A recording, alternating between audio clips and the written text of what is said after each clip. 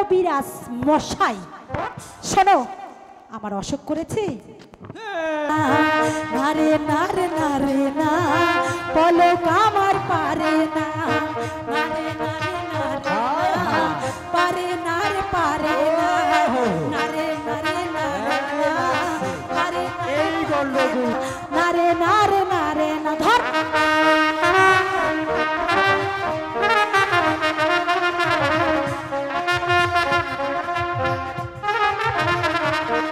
শোনো, অসুখ তো ঠিকই করেছে, কিন্তু তুমি আমার আব্বা হুজুরকে কি বলবে জানো? বলবে মামালার চিকিৎসা করেছি। আমাকে ছেড়ে যেও না স্বামী, যেও না, আমি তোমাকে ছাড়া থাকতে পারি না। আমারও যে তোমাকে ছেড়ে ফিরে আসলো না কেন? জয় হোক জাহাপনার, জয় হোক গোলাম খা। জাহাপনা, তুমি কবিরাজের সন্ধান পাওনি? জাহাপনা, কবিরাজকে আমি সঙ্গে করে নিয়ে এসেছি জাহাপনা। সালাম জাহাপনা, সালাম জাহাপনা। আরে আমারে কি শির লাইগা আইবার কইছে?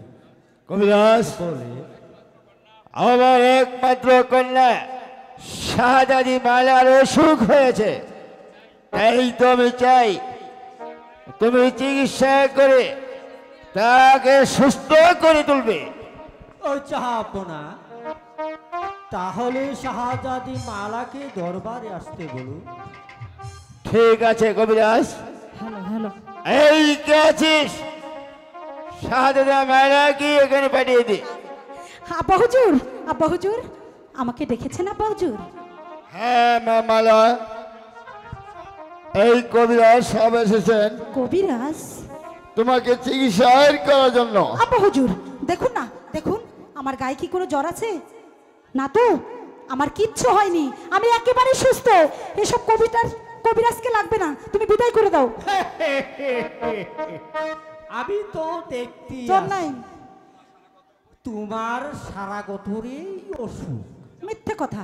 জাহাপনা, যদি কিছু মনে না করে তাহলে আপনারা একটু অন্দরমহলে অপেক্ষা করুন, তা আমি আমার তন্ত্র মন্ত্র শুরু করছি। ঠিক আছে কবিরাজ। গোলাম খা, জনাব, এসো আমার সাথে। তাই চলেন জনাব। আব্বা হুজুর, হ্যাঁ, তুমি আমার এখানে কথা বসো। শুনলে না? তোমাকে কবিরাজ একটু চিকিৎসা করবে, দেখো। ঠিক আছে, তুমি যাও। শোনো, এই যে কবিরাজ মশাই, শোনো, আমার অসুখ করেছে। শোনো, অসুখ তো ঠিকই করেছে, কিন্তু তুমি আমার আব্বা হুজুরকে কি বলবে জানো? বলবে মামালার চিকিৎসা করেছি। মামালাকে সুস্থ করতে হলে প্রতিদিন সকালবেলা নদী ভ্রমণ করতে যেতে হবে, তাহলে মামালা সুস্থ হয়ে যাবে। বলতে পারবে না? আরে এটা কি কর? তোমাকে আমি অনেক টাকা দেব। আর আমার কি অসুখ করেছে তুমি শুনতে চাও? শুনবে? বলো। তাহলে শোনো। আরে প্রেম কঠিন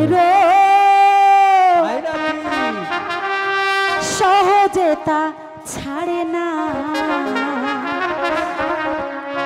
কোনো ডাক্তার এই না রোগে ওষুধ দিতে পারে না। বুঝতে পেরেছো? আরে প্রেম রোগের ওষুধ হচ্ছে একটাই, মনের মানুষ। বুঝো নাই? দেখ পুরা। আরে প্রেম রোগ কঠিন রোগ, প্রেম রোগ কঠিন রোগ সহজে তা ছাড়ে না, রোগের ওষুধ দিতে পারে না, পারে না রে পারে না, না রে না রে না রে না, পারে না রে পারে না, না রে না রে না রে না। ধর।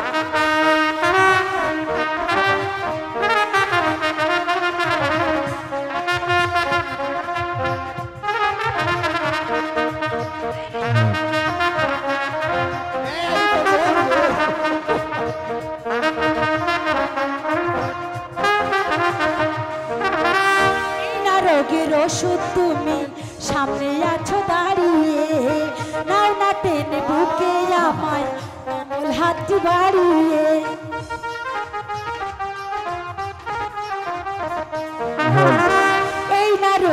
ওষুধ তুমি সামনে আছো দাঁড়িয়ে, নাও না তেল বুকে আমার কমল হাতি বাড়িয়ে। তোমায় দেখে দুটি চোখে পলক আমার পড়ে না, নারে নারে নারে না, পলক আমার পড়ে না, নারে নারে নারে না, পলক আমার পড়ে না।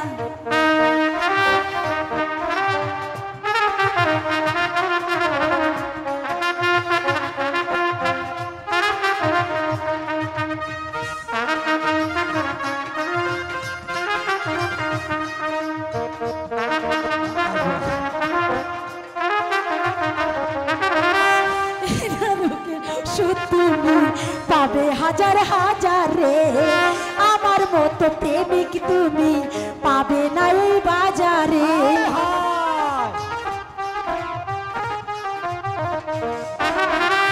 এই জগতে প্রেমিক তুমি পাবে হাজার হাজার রে, আমার মতো ভালো প্রেমিক পাবে না এই বাজারে।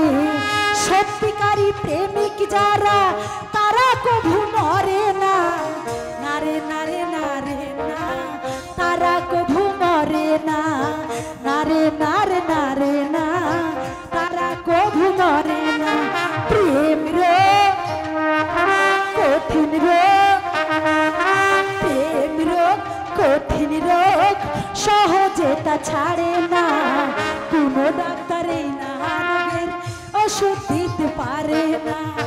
নারে নারে নারে না, পারে নারে পারে না, নারে নারে নারে না, পারে নারে পারে না, নারে নারে নারে না, পারে এই গন্ডগোল লাগছে। নারে নারে নারে না, পারে নারে পারে না, নারে নারে নারে না, পারে না রে পারে না। আপা হুজুর,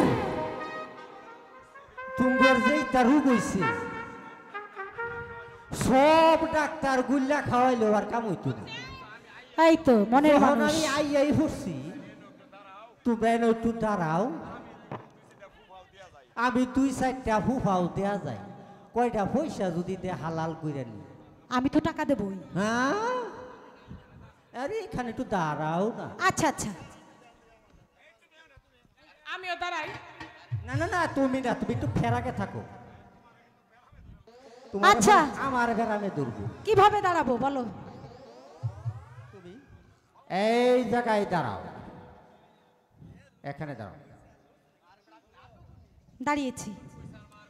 কই সারমার কুসুনি ও তার হাতের শিলঙ্গুনি, কইসার পুঠে দিয়া পাও, কানে কানে হাসা কথাটা কইয়া।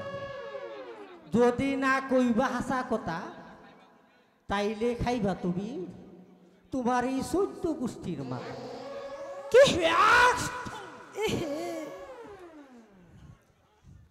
ও দাদা, জাহাপনা, আরে আমাকে একটু ছাড়াই দাও, আমার প্রেম রোগ হইছে। আরে তোমারে বেরাম ধরে নাই, আরে ধরছে, ওর যেন সব ছেলের বেলা ওর যেন সুন্দর যুবক একটা স্বামী হয়। তাড়াতাড়ি আমারে ছাইড়া দাও, কোন দ্বারা মুখ কও। আরে তোমার একটা বাড়ি সালনা দেয়া দিলাম, কে লিগা? যেই সম সুযোগ পাই সেই সম কইয়া তোমারে বর করব। এটা আবার কখনই কাম হয়ে যাইব। এত ছেলের প্রেমে আমারে ধরছে আর তুমি ছাড়াই দিলা না। আরে না, হায় হায় হায়, আই জাহাপনা, এইবার আপনার এই রাজি প্রাসাদে আসে।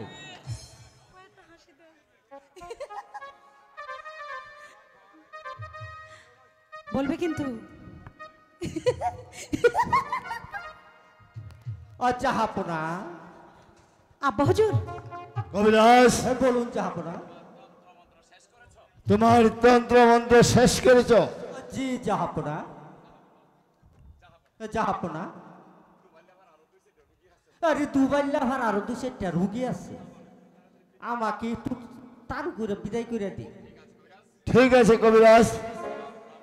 সিংহাচলা গুলাম খা, জনাব, এই কবিরাজ সাহেবকে সসম্মানিত এই বিদায় করে দাও। আমি তাই করছি জাহাপনা। কবিরাজ আসো। খাদেম ঠিকানা হতে আরে আমার বাপ সাথে নিয়ে ফরিদা চলে কইরে যাও। আব্বা হুজুর আপনি কি আমাকে কিছু বলতে চান? অবশ্যই। শোনো মা, বেশ কিছুদিন গত হয়, তোমাকে আমি একটি কথা বলতে চেয়েছিলাম। একটি কথা? কি কথা আব্বা হুজুর? মা মালা, হ্যাঁ বলুন। এই আলিগড় যুদ্ধের সময় ওই গোলাম খাঁকে কথা দিয়েছিলাম, এই যুদ্ধে জয় হতে বলে হ্যাঁ আমি তোমাকে গোলাম খাঁর সঙ্গে বিবাহ বন্ধন আবদ্ধ করতে চাই। আব্বা হুজুর আব্বা হুজুর আব্বা হুজুর শান্ত হন আব্বা হুজুর। আব্বা হুজুর কেন? আপনি আপনি আমাকে জন্ম দিয়েছেন, আমাকে নিশ্চয়ই বিবাহ দেওয়ার উপযুক্ত যোগ্য আপনার নিশ্চয়ই আছে, কিন্তু আব্বা হুজুর কথায় আছে মাতা পিতা জন্মদাতা গুরুজনে বলে বিধাতার কলমের লেখন কে খণ্ডাইতে পারে। আব্বা হুজুর এর মানে তুমি কি বলতে চাও? তার মানে আব্বা হুজুর মানে আব্বা হুজুর আমার আমার বিয়ে হয়ে গেছে আব্বা হুজুর। আব্বা হুজুর শোনো, বলো তুমি কোন দেশের রাজপুত্রের সাথে তোমার বিয়ে হয়ে গেছে? আব্বা হুজুর আব্বা হুজুর, তার পিতার নাম কি? তার নাম কি? আব্বা হুজুর সে কোনো দেশের রাজকুমার নয়, সে হচ্ছে অতি সাধারণ, তার কোনো তুলনা হয় না, তার তুলনা সে নিজেই। আব্বা হুজুর সে হচ্ছে লাটিয়াল মালিক সর্দারের ছেলে কাসেমের সঙ্গে। কাসেম কাসেম গোলাম খান, আমি আর সহ্য করতে পারছি না।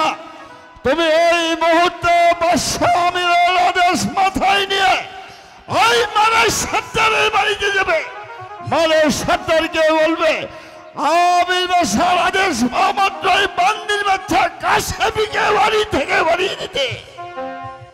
এটা হচ্ছে মিশরের আমির বাদশার হুকুম। কম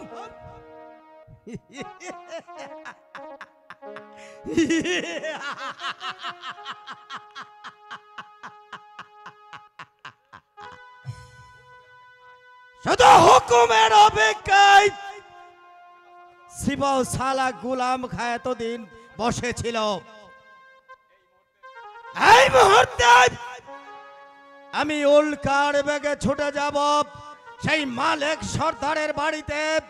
আমি তার আমির বাচ্চারাদের জানিয়ে বলবো সেই বাদির বাচ্চা কাসেমকে তার বাড়ি হতে তাড়িয়ে দিতে,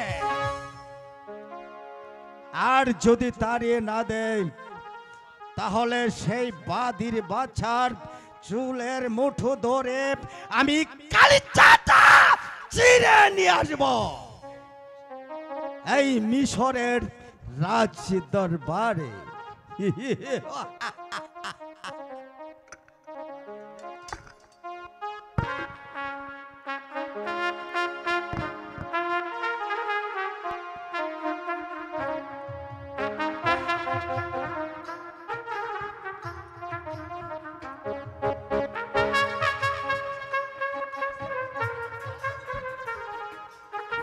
হ্যালো হ্যালো আয়শা! আয়শা! বলুন স্বামী। আয়শা, আমি শুনেছি মালা আর কাশেমে নাকি প্রেম ভালোবাসা করেছে। তা যদি সত্য হয় তাহলে তো পরের ছেলের জন্য আমাদের নিজেদের মরতে হবে।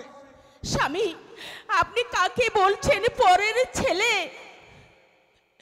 আপনি তো ভালো করেই জানেন স্বামী, ওকে আমি 10 মাস 10 দিন গর্ভে ধারণ করিনি, কিন্তু কিন্তু আমি ওকে মায়ের ছেন মমতা দিয়ে ওকে আমি মানুষের মতো মানুষ করে তুলেছি স্বামী। আয়শা, যা সত্য আমি তাই বলেছি তোমাকে। মালিক সর্দার বাড়ি আছো? মালিক সর্দার কে? একই সিপাহ আলী গোলাম খা, এসো বসো। না, বসতে আমি আসিনি। তাহলে এসেছি তোমার সঙ্গে দু চারটি কথা বলতে। বেশ, বলো তুমি কি বলতে চাও। মালিক সর্দার, আজ হতে 20 বছর পূর্বে তুমি, আমি, বাদশা আমির একই সঙ্গে হরিণ শিকারে গিয়েছিলাম, সে কথা কি তোমার মনে আছে? হ্যাঁ, মনে আছে। রাস্তা থেকে কুড়িয়ে পেয়ে তোমাকে একটি সন্তান দান করেছিল, সে কথা কি তোমার মনে আছে? হ্যাঁ, তাও মনে আছে। বাদশা নন্দনের হুকুম সেই বাদির বাচ্চাটাকে তোমার বাড়ি হাতে তাড়িয়ে দেবে।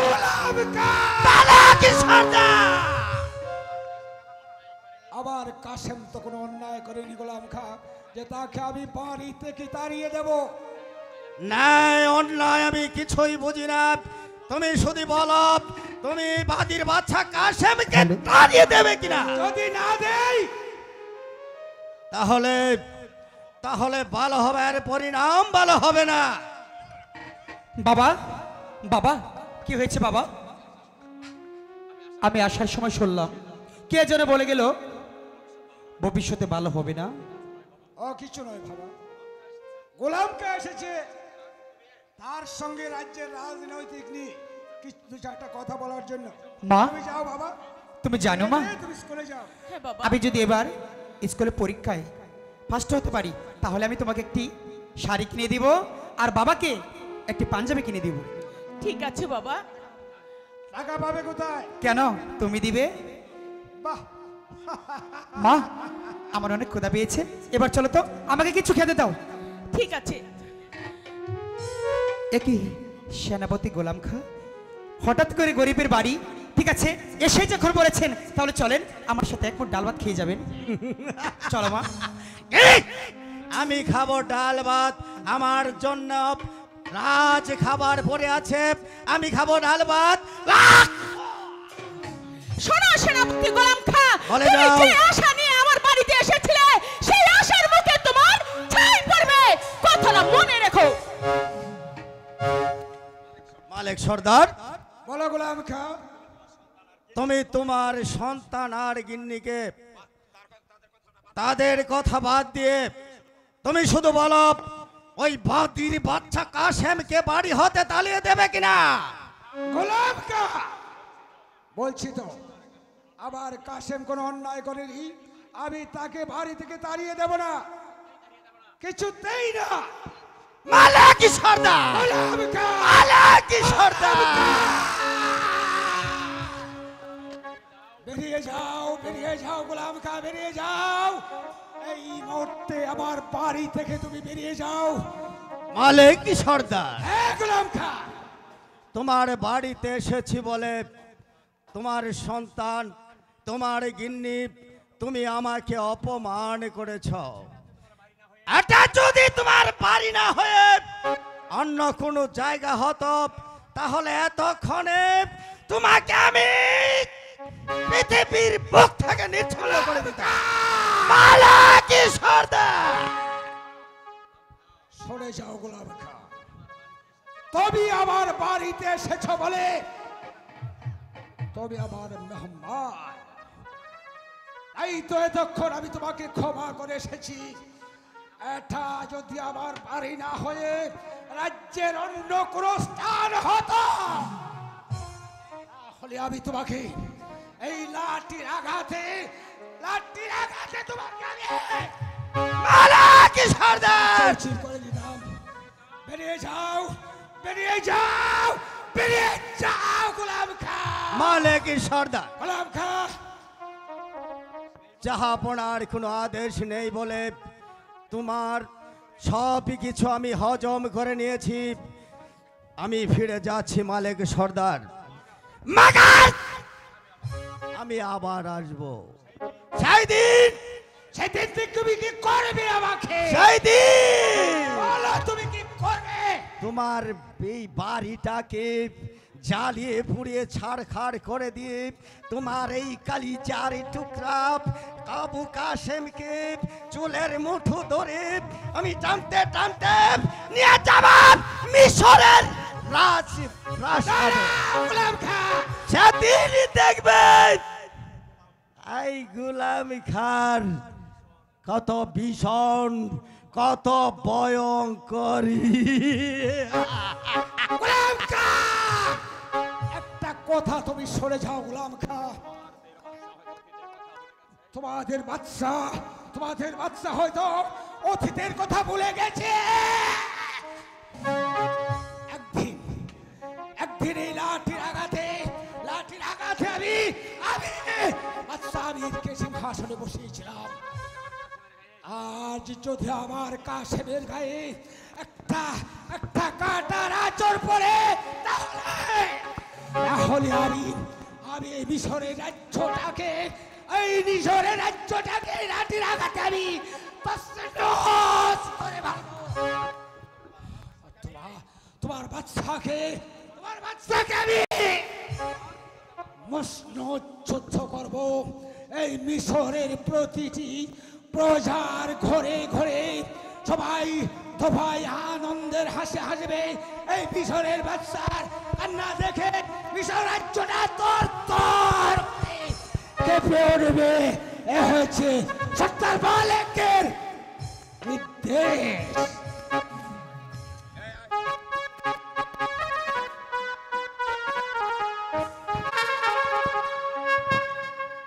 সিংহাসনে গোলাম খাঁকে পাঠিয়েছিলাম। বলে গোলাম খা, আমার আদেশ শুনে মালেক সর্দারকে তার ছেলে কাসেমকে কি বাড়ি থেকে তাড়িয়ে দিয়েছে? চুপ করলে কেন? জবাব দাও। জাহাপনা, আপনার আদেশ মালেক সর্দার প্রত্যাখ্যান করেছে।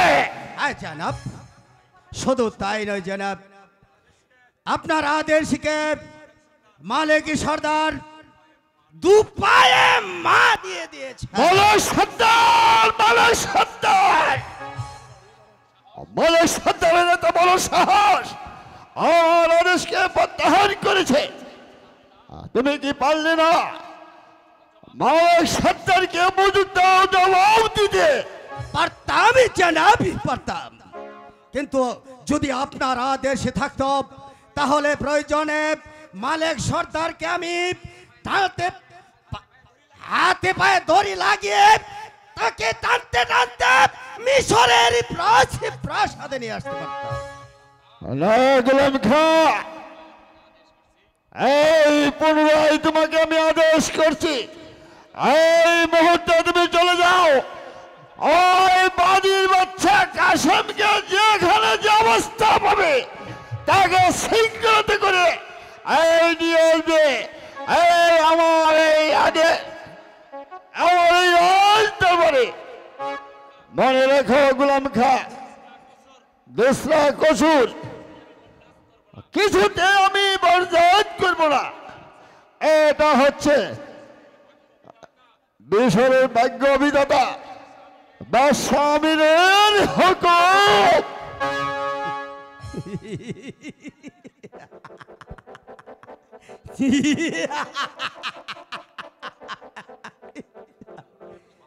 জাহাপনার আদেশ মাথায় নিয়ে অলকার বেগে ছুটে যাব এই মালেক সর্দারের বাড়িতে।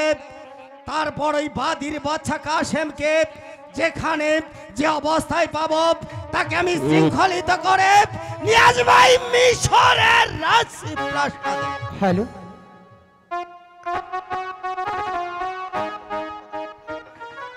সেই জন্য বুঝি গোলাম খা আমাদের বাড়িতে এসেছিল। আমরা গরিব বলতে কি আমাদের প্রেম নেই? আমাদেরকে প্রেম ভালোবাসা কিছু নেই, ঠিক আছে? যে দেশে প্রেম প্রীতি ভালোবাসা কিছু নেই সেই দেশে আমি আর থাকতে চাই না। আমি চলে যাব অনেক দূরে। তুমি তুমি আমাকে ছেড়ে যেও না বন্ধু। তোমাকে ছাড়া আমার যে কোনো অস্তিত্বই থাকবে না।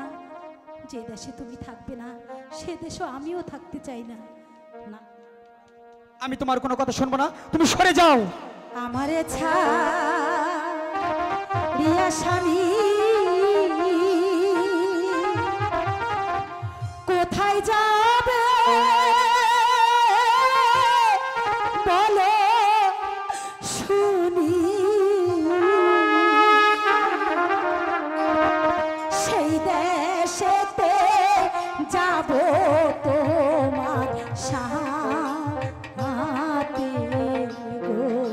মালা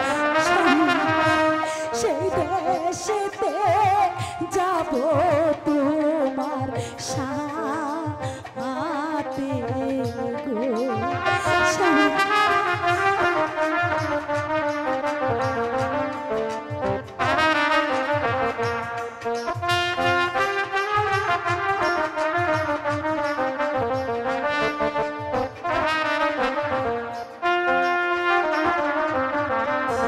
যে দেশেতে যাবে তুমি সেই দেশেতে যাব আমি মালা থাকবো তোমার সঙ্গের সাথী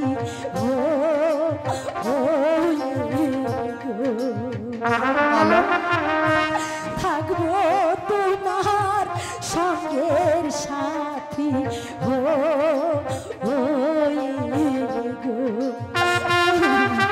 মালা তুমি একটিবার বোঝার চেষ্টা করো মালা তুমি হলো শাহজাদা আমি হলাম গরিবের ছেলে আমাদের প্রেম ভালোবাসা মেনে নিবে না তাই তো বলছি তুমি আমাকে ভুলে যাও ক্ষুধা লাগলে প্রাণ স্বামী মালা খাবো মোরা ভিক্ষা করি তবু রইব একই সাথে মোরা গো কি বলছো মালা রইব একই সাথে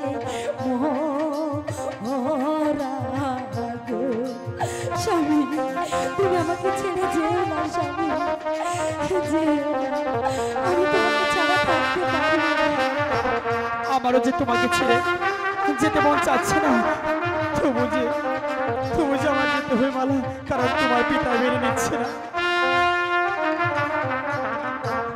একসাথে বরে যাব ফুলসি রাত পার যে হইব বেস্তি খানায় হয় যেন মোদের মিলন গো মালা বেস্তি খানায় হয় যেন মোদের মিলন গো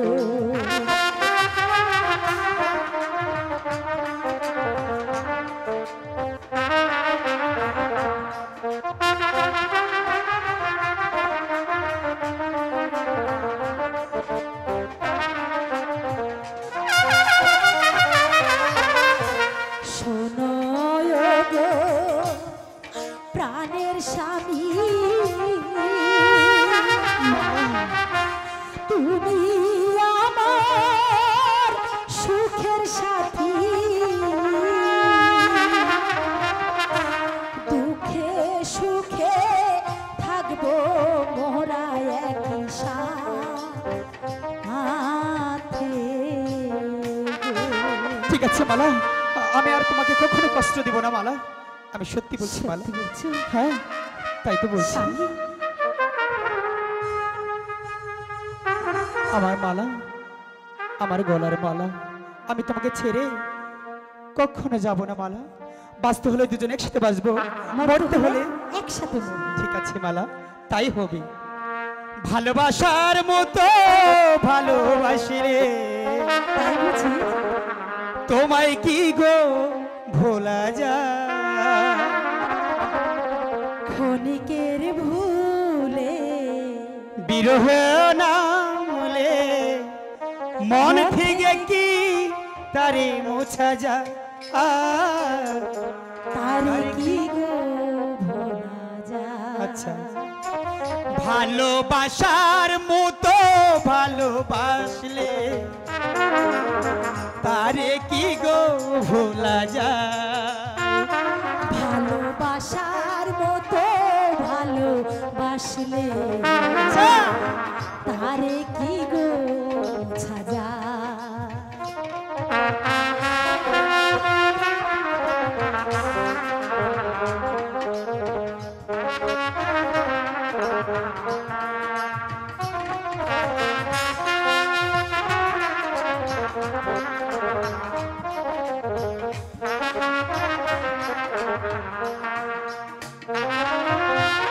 ভালোবাসা জাতি মানে না, কবু হাসি কবু কান্না।